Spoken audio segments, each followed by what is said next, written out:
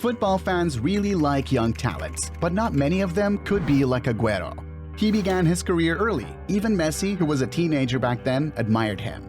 His rise was amazing and very heartwarming, from his strange birth story to losing his best friend and connecting with Messi.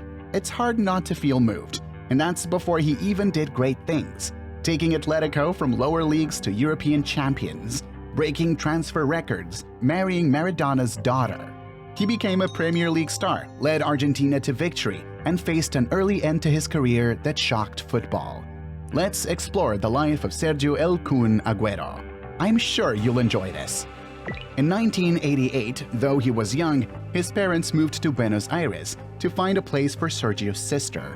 They were very poor. His dad was the only earner, making little money as a taxi driver and part-time footballer. He had to build their house by hand because they had so little money. They even stacked the bricks vertically to make the house tall enough. Things got scarier when Adriana, his mom, learned she was pregnant with Agüero.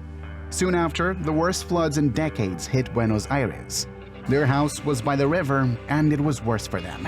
They lived in water up to their hips for 2 weeks before being evacuated. They slept on church floors for a while.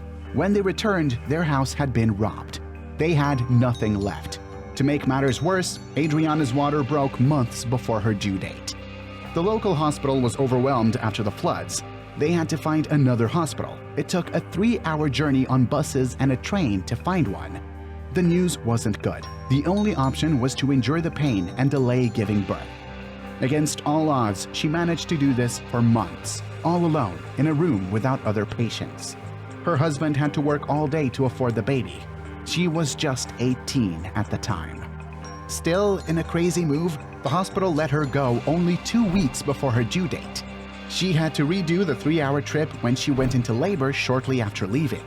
Even then, when they said they needed to use forceps on the baby who was stuck, she chose a more painful way as she thought forceps might harm the baby. Yet, Sergio Agüero was born. Right after his checkup, the doctor said he was born, meaning he'd bring good luck. Seeing Agüero grow, it was clear he'd play football. The coincidences were obvious. They moved twice, and luckily, their houses were always near a football pitch. After the third move, the corner flag was just 1 meter from their door. Agüero got the nickname Kun after imitating cartoons on their new TV. At 5, Kun played for money on the streets. He was so good that he got scouted and played for like 5 clubs at once. His dad quit his football career to take him to matches. At 9, offers poured in, some from Europe. Businessman Samuel Liberman heard about Agüero and signed him, offering a better house, school, and everything he needed. Liberman made a deal with Independiente, his first club. This deal was interesting because Liberman had previously taken a chance on Diego Forlan. Little did they know the two would form a strong striking duo. After 2 years at the club, Agüero's talent was in the papers, described as the talent you can bet your house on. As his fame grew, big offers arrived. Juventus sent a check with so many zeros that it stunned his parents. But they didn't say yes. Instead, they signed with IMG, a management agency, getting all the money they needed. IMG even got him a deal with Nike. At 15 years old, he lived his dream, debuting in Primera Division. Youngest ever to do so by far. That day's match didn't go well, but a small thing made it interesting. Miles away, another young talent watched, amazed. Kun's future best friend.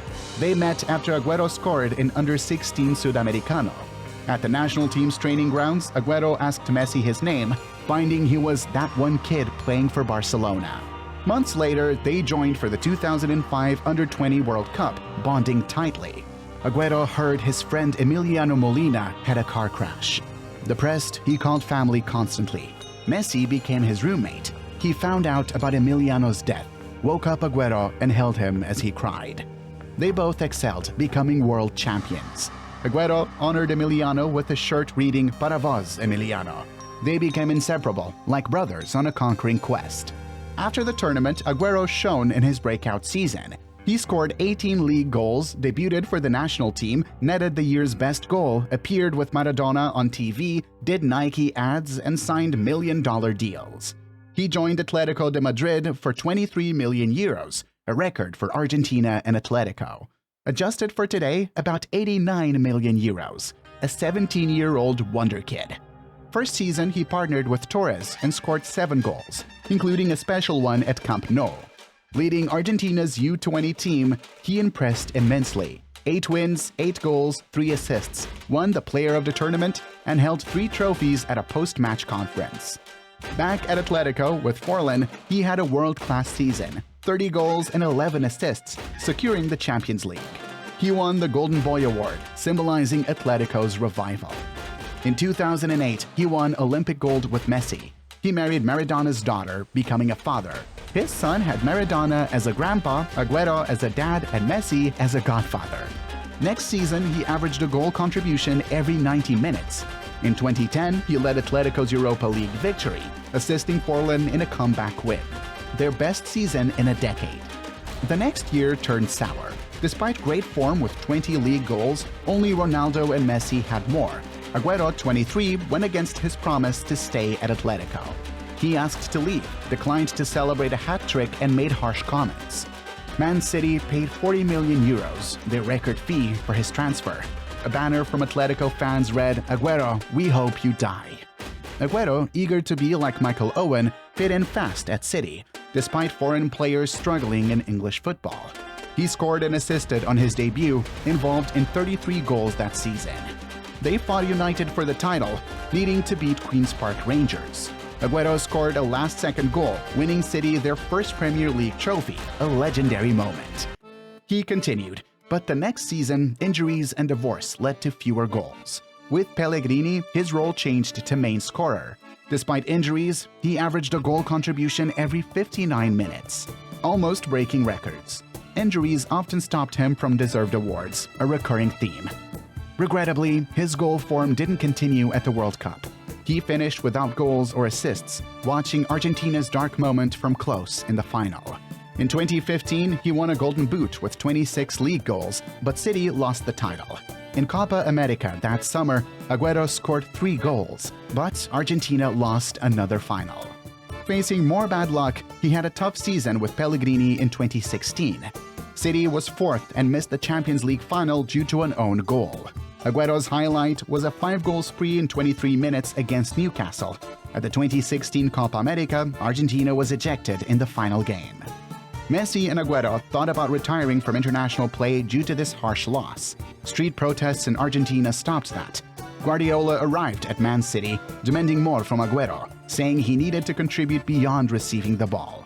Despite doubters, Agüero scored 20 league goals in his first season with Guardiola. He sprinted more and covered more distance per match. Guardiola transformed him. City won domestic titles but struggled internationally. By 2019, Agüero, 32, played a lesser role, starting fewer league matches and not hitting 20 goals. But right at that moment, an opportunity presented itself. City, with 1 season on his contract, reached the Champions League final for the first time. It was Agüero's last City match, highly anticipated. City was favored to win, and Agüero lifting the trophy would be a perfect farewell. He had said he'd leave once they won it. They lost, ending without a happy ending. That's life sometimes. He scored 41 Champions League goals, a remarkable record surpassing Rooney, Cavani, or Eto'o. In the summer, he experienced opposite emotions, bench warming for Argentina's victorious Copa America run, and fulfilling a dream with his best friend. Joining Messi at Barcelona was the next dream, but it crumbled instantly. People thought Barcelona used Agüero to keep Messi. Messi joined PSG, leaving Agüero shocked and mocked online. Despite this, Agüero aimed to make the move work. Yet, in his 5th Barcelona match against Alaves, he felt dizzy and chest pain. He said, "I tried to shout at the referee to stop the game, but I couldn't get the words out. So instead, I grabbed a defender's hand and asked him for help." Chest pain led to 3 days of hospital observation. Initially dismissive, Agüero got nervous from the doctor's expressions. They said he could risk playing again, but it could end badly. He announced retirement. Though the doctor hinted at recovery, Agüero said a single sprint left him breathless. Hopes faded as he left with the final remark, "I'm glad it happened now. I lived most dreams. My last goal was at El Clásico, and the chest chip makes me feel like Iron Man." What a sad end to a remarkable career. Agüero not only defined Argentinian football or City's legacy, but he also changed how football was played. If you liked our video, do subscribe to the channel for more updates.